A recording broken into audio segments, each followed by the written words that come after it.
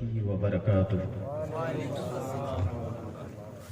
الحمد لله رب العالمين والعاقبة للمتقين والصلاة والسلام على سيد المرسلين وعلى آله وأصحابه أجمعين. أما بعد فأعوذ بالله من الشيطان الرجيم. بسم الله الرحمن الرحيم. قل إن كنتم تحبون الله فاتبعوني يحببكم الله ويغفر لكم ذنوبكم والله غفور رحيم. صدق الله العظيم وصدق رسوله النبي الأمين المتين المكين الكريم والحمد لله رب العالمين. إن الله وملائكته يصلون على النبي يا أيها الذين آمنوا صلوا عليه وسلموا تسليما.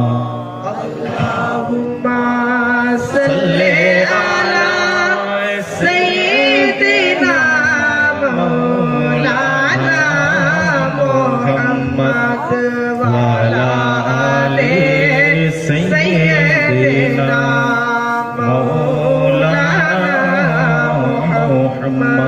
সাল্লাল্লাহু আলাইহি ওয়াসাল্লাম।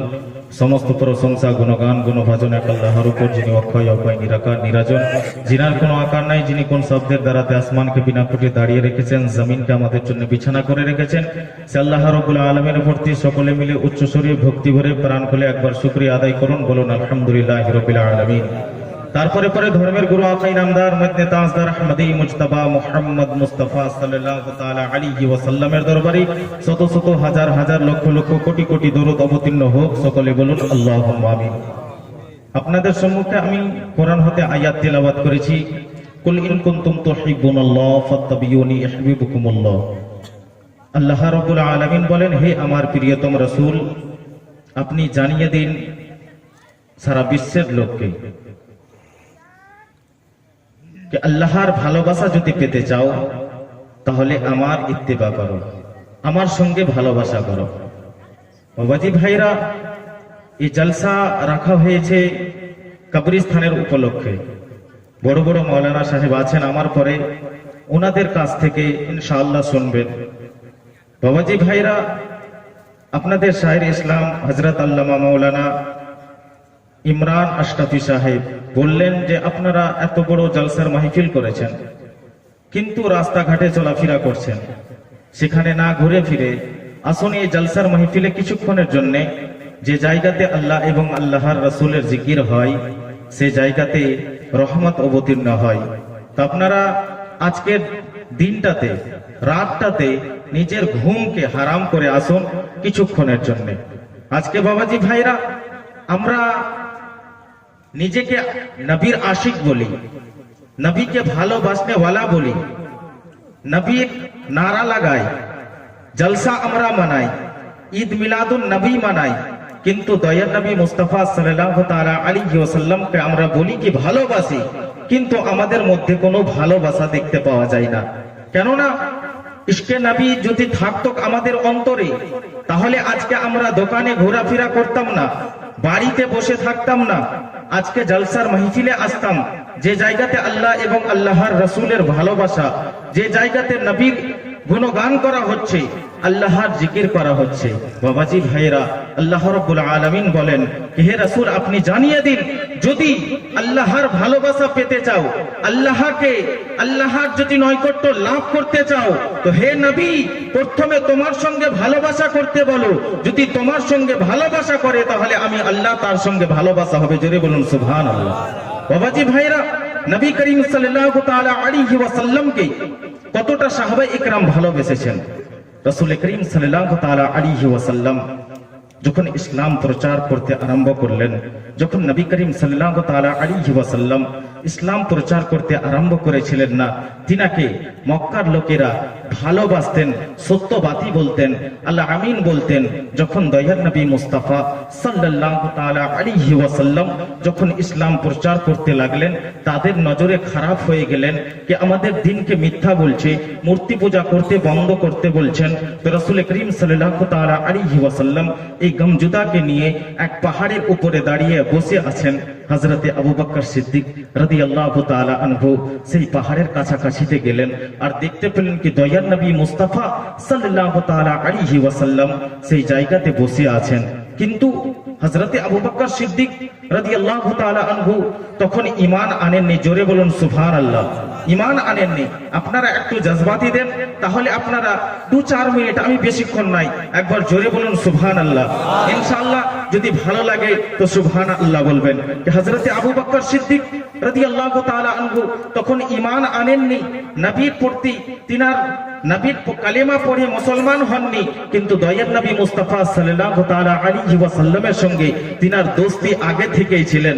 বাবাজি ভাইরা, হযরতে আবু বকর সিদ্দিক রাদিয়াল্লাহু তাআলা আনহু দেখতে লাগলেন যে দয়ার নবী মুস্তাফা সাল্লাল্লাহু তাআলা আলাইহি ওয়াসাল্লাম পাহাড়ের উপরে বসে আছেন, আর তিনি নিজের পা মোবারকখানাকে আগে বাড়াচ্ছেন, আবার পিছনে করছেন, আগে বাড়াচ্ছেন, আবার পিছনে করছেন। হযরতে আবু বকর সিদ্দিক বারবার দেখতে লাগলেন, একবার সূর্যের দিকে দেখছেন, একবার দয়ার নবীর কদম মোবারকের দিকে দেখছেন, বারবার দেখতে আছেন সূর্যের দিকে, দয়ার নবীর কদমের দিকে বারবার দেখতে আছেন। আর তিনি চিন্তা ভাবনা করছেন যে দয়ার নবী মুস্তাফা সাল্লাল্লাহু তাআলা আলাইহি ওয়াসাল্লামের পা মোবারক সূর্যের আলোতে আলোকিত হয়েছে, না দয়ার নবীর নূরের তাজাল্লিতে সূর্য আলোকিত হয়েছে।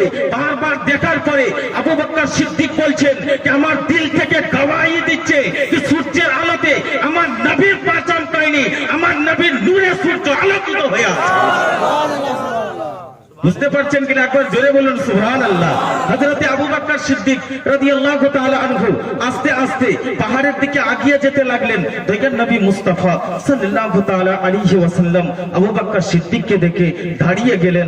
জোরে বলুন সুবহানাল্লাহ। কি নবী উম্মতির জন্য দয়ার নবী মুস্তাফা সাল্লাল্লাহু তাআলা আলাইহি ওয়াসাল্লাম দাঁড়িয়ে গেলেন।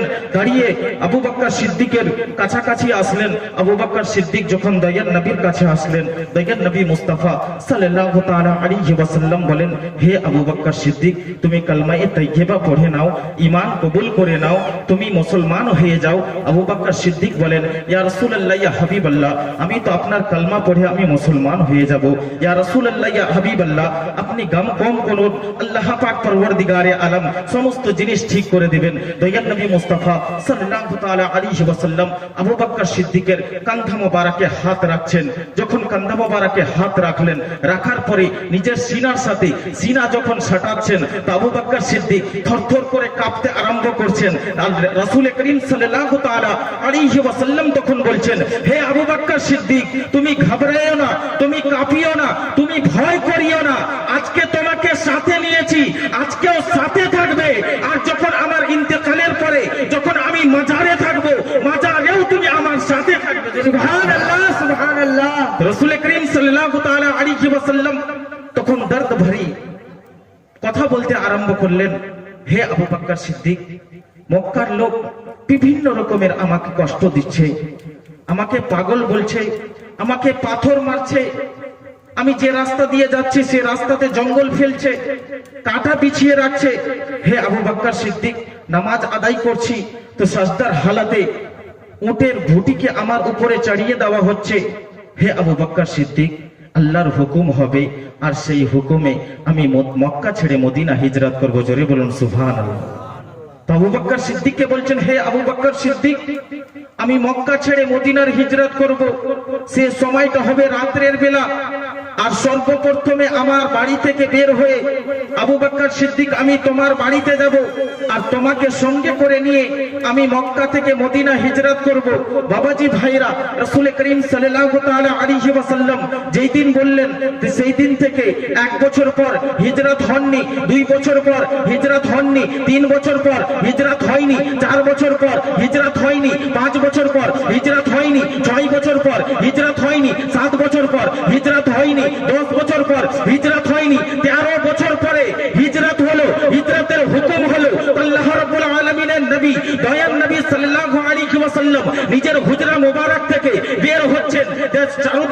চারদিকে দুশমনেরা ঘিরে আছে, তো দয়ার নবীকে দেখতে পেলে মারতে হবে, তারা চতুর্দিক থেকে ঘিরে আছে। দয়ার নবী মুস্তাফা সাল্লাল্লাহু তাআলা আলাইহি ওয়াসাল্লাম বের হলেন, নিজের জুব্বা মোবারকটাকে সামটিয়ে নিলেন, নিজের পায়ের আহাতকে আস্তে আস্তে ফেলতে আরম্ভ করলেন, নিজের শ্বাস প্রশ্বাসকে নিজের কন্ট্রোলে করে নিলেন, আস্তে আস্তে করে মক্কার গলিতে চলতে আরম্ভ করলেন, যাতে কোনো দুশমনে যদি কোনো আওয়াজ না পায়। এরকম চলতে চলতে আবু বকর সিদ্দিকের দরজাতে হাজির হলেন। বাবাজি ভাইরা, যখন দরজাতে হাজির হয়েছেন, আবু বকর সিদ্দিক দরজা খুলে দিয়েছেন। দরজা যখন খুললেন দয়ার নবী অবাক হয়ে গেলেন, হে আবু বকর সিদ্দিক, তুমি কি করে জানতে পারলে কি তোমার নবী তোমার দরজাতে হাজির আছে? তো আবু বকর সিদ্দিক বলছেন, ইয়া রাসূলুল্লাহ, ইয়া হাবিবাল্লাহ, গত 13 বছর আগে সেই কুবাস পাহাড়ের উপরে আপনি বলেছিলেন, হে আবু বকর সিদ্দিক, আমার হিজরত হবে আর মক্কা ছেড়ে আমি মদিনা যাব। হে ইয়া রাসূলুল্লাহ, ইয়া হাবিবাল্লাহ, সেই দিন থেকে আপনি যখন বলেছেন সেই দিন থেকে আমি অপেক্ষা করছি। আপনি বলেছেন রাতের সময়, সেই রাতের জন্য আমি প্রত্যেক দিন রাতে জেগে আছি, কিছুক্ষণ পরে পরে আমি দরজা খুলতে আছি। ইয়া রাসূলুল্লাহ, ইয়া হাবিবাল্লাহ, সেই কথাটা সেদিন শুনে সেই গত 13 বছর থেকে নিজের ঘুমকে হারাম করে আপনার ইশক মহব্বত ইন্তজার করতে আছে। বাবাজি ভাইরা, এর নাম হচ্ছে ইশক মহব্বত। কিন্তু বাবাজি ভাইরা, আপনারা কিছু সময়ের জন্য নিজের ঘুমকে হারাম করতে পারবেন না। আবু বকর সিদ্দিক গত 13 বছর নবীর ইশক মহব্বতে নিজের ঘুমকে হারাম করে নবীর অপেক্ষাতে আছেন যে আমার নবী আসবেন, দাঁড়িয়ে থাকবেন, তিনি পরেশান হবেন। তো বাবাজি ভাইরা, কি রকম মহব্বত করছেন, কি রকম নবীকে ভালোবাসছেন। কি নবীকে ভালোবাসি আমরা বলছি মুখে, কিন্তু অন্তরের মধ্যে ভালোবাসা নাই। বাবাজি ভাইরা, হয়তো সময়ও অনেক কাছে এসেছে, তো আমি আর বেশি কিছু বলতে চাই না। আল্লাহ পাক পরওয়ারদিগারে আলমের বান্দা নবী করিম সাল্লাল্লাহু তাআলা আলাইহি ওয়াসাল্লামকে মাননে वालाরা, আপনাদেরকে বলি একটাই কথা, কি সময় আমাদের অতিবাহিত হতে আছে। মিনিট পার হচ্ছে, ঘন্টা পার হচ্ছে, দিন পার হচ্ছে, বছর যত পার হচ্ছে ততই আমরা মরণের দিকে এগিয়ে আসছি। বাবাজি ভাইরা, মরণ আমাদেরকে একদিন আমাদেরকে মরতেই হবে। যখন মরতেই হবে তার জন্য আমাদেরকে কিছু তৈয়ারি করতে হবে। আর তৈয়ারির পরে কবরে যদি যাই তো আল্লাহ পাক পরওয়ারদিগারে আলমের যে ফেরেশতা আমাদের হিসাব কিতাবের জন্য আসবে, সেখানে আমাদের শান্তি হবে। না হলে কোনো জায়গাতে সে কবরে যে আমরা শান্তি পাবো না। আজকে আমরা নিজের বাড়িকে কত সুন্দর করে তৈরি করে রাখি, যে জায়গাতে যদি গরমের দিন হয় সেখানে এসি ফিট করি, সেই জায়গাতে যদি আমাদের মশা কাটে তাহলে সেখানে মচ্ছরদানি দিই, যেটাকে আমরা মশাহারি বলে থাকি। না হলে গুড নাইট, অনেক রকমের জিনিস ব্যবহার করি যাতে মশাকে সেই জায়গা থেকে তাড়ানো যায়। কিন্তু বাবাজি ভাইরা, একবার ভেবে দেখুন, যে কবরটাকে সাপ বিচ্ছুর ঘর বলা হয়েছে, সেই ঘরের জন্য আমরা কি প্রস্তুতি নিয়েছি? সেই ঘরকে যে আমাদেরকে যেতেই হবে, আমাদের বাবা গিয়েছে, দাদা গিয়েছে, আমাকেও যেতে হবে, তো সেই ঘরের জন্য কি তৈয়ারি করেছি? বাবাজি ভাইরা, নবীকে ভালোবাসতে वालाরা, শিক্ষিত মুসলমান, আমার সময়ও শেষ হয়ে গেছে। শিক্ষিত মুসলমান, তো আপনাদেরকে বলি যে আপনারা এখনো পর্যন্ত যিনারা আল্লাহ এবং আল্লাহর রাসূলকে ভালোবাসেন, তিনাদের কাছে অনুরোধ একটাই, কি যিনারা নামাজ আদায় করছেন না, পাঁচওয়াক্ত নামাজ আদায় করুন, নিজের মাতা পিতার জন্য দোয়া খায়র করুন। আল্লাহ পাক পরওয়ারদিগারে আলম আপনাদের সকলকে যেন দিন ইসলামের উপরে চলার তৌফিক দান দিন। দুটা মানকাবাদের শের জোরে বলুন সুবহানাল্লাহ।